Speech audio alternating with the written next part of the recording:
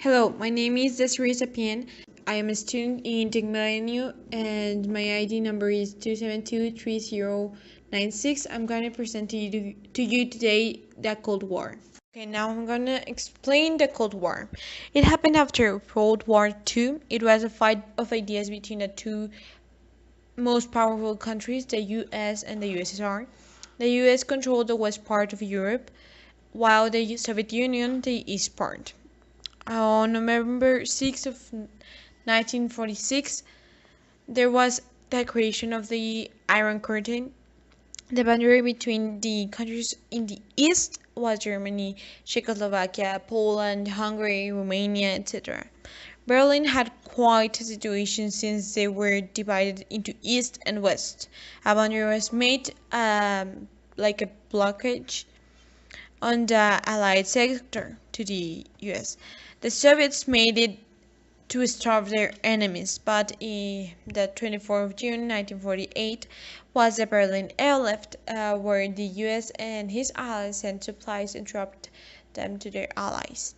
In 1949 was the formation of the North Atlantic Treaty Organization, NATO, a move from the communists to defeat in some sort of way to make it show that they were bigger than the others. Then was the formation of the Warsaw Pact. The Soviets and its afflicted nations in Eastern Europe formed a rival alliance in 1955.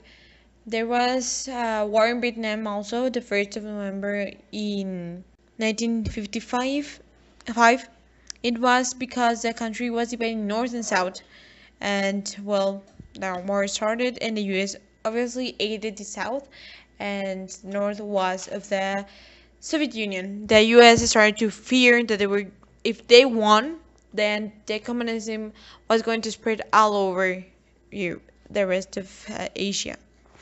Sputnik, it was a key Cold War event that began on October 4, 1957, when the Soviet Union launched Sputnik 1, the first artificial Earth satellite.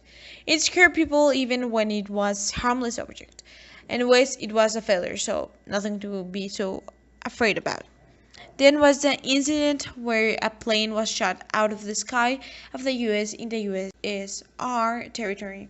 It was a spy plane. They had to tell about it because the pilot was captured, so they talked. There was also a new conflict between Cuba and the US made by the CIA. In 1961, they sent the CIA because they wanted to cause a conflict, etc., but they did not want it to be linked to the US, so they were training some mercenaries, etc. But it was pretty much that, just fight a little one. The creation of the Berlin Wall in the 13th of August of 1961, it kept the East Germans from fleeing the West. It was pretty much when they started noticing the sudden change, whose side was winning, etc. So they started to want to go to the other side. Trying to avoid that, they made a wall. Now, there was the Cuban Missile Crisis. It was when they were ready to have a nuclear war, but the president of F. Kennedy and Premier Nikita Khrushchev averted it. It was pretty much that Fidel Castro wanted to go on a nuclear war with the US, but those two decided it was going to be way too much damageable, and they averted it. Then was the fall of the Berlin Wall on the evening of November 9 of 1989. The capitalism was winning, so the USSR started to weaken a lot. So the wall was the first thing, or one of the first ones, that they decided to take away. And well, it was a pretty good thing because people got to see their families, and it was beautiful.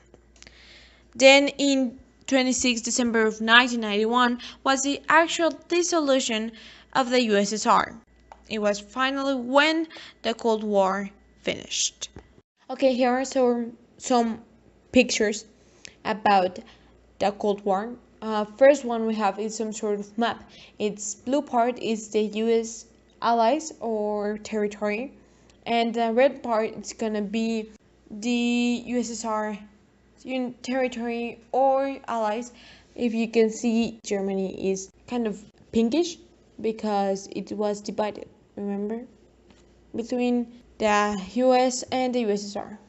Also, next one to the right, you're gonna see some sort of bomb. I believe it was an atomic bomb, and gladly it was not needed to be used. And well, at least in this war, it wasn't used. And next to that one, we have Sputnik 1, the key part of the whole Cold War, when they start to go off into space. Yay! Next to that one, it's gonna be in the bottom to the left. It's gonna be some sort of wall and a lady standing there. That's the Berlin Wall. That's how sad it looked. Many people will separate between the families because it was just made overnight, so they didn't have any chance to go around. Next to that one is gonna be the Berlin airlift. It was supposed to be on the other side, but according to sizes, it wasn't there. And lastly, the Berlin Wall falling. Well, pretty much it's just a guy beating the wall, but that's what actually happened. They said, you're free, you can go around, you can jump the wall, and they started to just destroy it. With hammers, with axes, everything they could find, they hit it and hit it and hit it until it was all crumbled. What is it referring to? The Cold War is the name of the relationship created between the US and the USSR after World War II from 1945 till 1980. The two nations never actually fought physically, but their ways were showing actions, doing other things in other nations, but they never actually fought. The Cold War was to dominate international affairs for decades. It was about capitalism versus communism. America was anti-communism, the Soviet Union was pro-communism. How capitalism and communism work? Well, right here I searched for the definitions in the dictionary. Communism, it is a way that the economic and social system is collectively owned by the classes, people, or neutral, and not by individual citizens. It was first employed with Vladimir Lenin, and for it to continue, Georgy Plekhanov. No, capitalism. It is a way in which the economic system is based on private ownership of the production of goods employed in profits. Adam Smith is considered the father of capitalism by some, but it was William Makepeace Treasury who first used the word. Now here I put a chart in the one we can see the differences between the Soviet Union and America.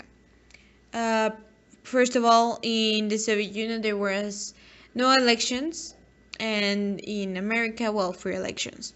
There was dictatorship and democratic in the ways of government, and everybody helps everybody was like a motto in Soviet Union. And in America, who comes first is me or the survival of the fittest. The secret control, the communism was secret controlled by the NKVD or the secret police, and in capital in America was personal freedom.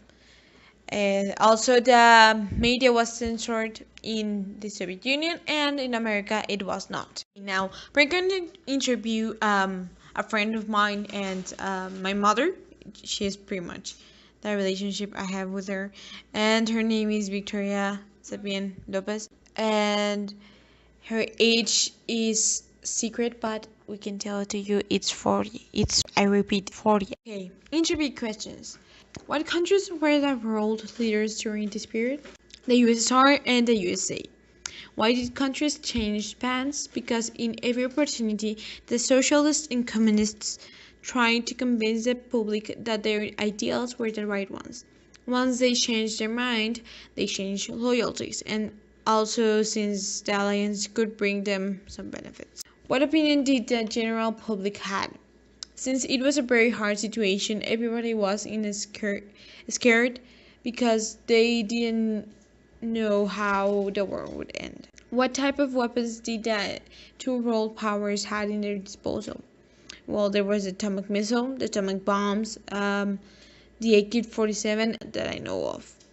Where did it took place? It was an international issue, so almost everywhere. My opinion.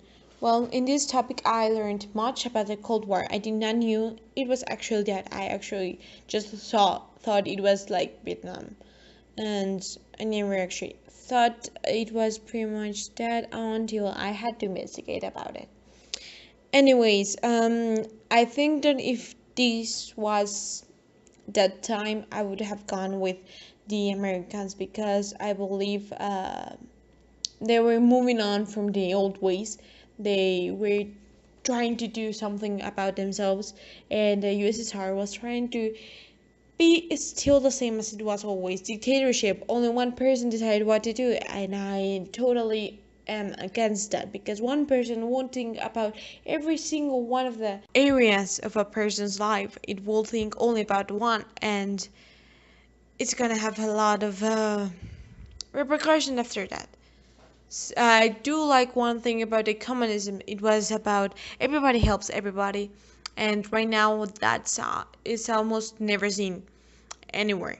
Usually is one by itself, and everybody, well, they care about themselves, so almost no one actually cares or protects others. That's why I believe some people are always backstabbing others. So that's one thing I would like to remain about the communism.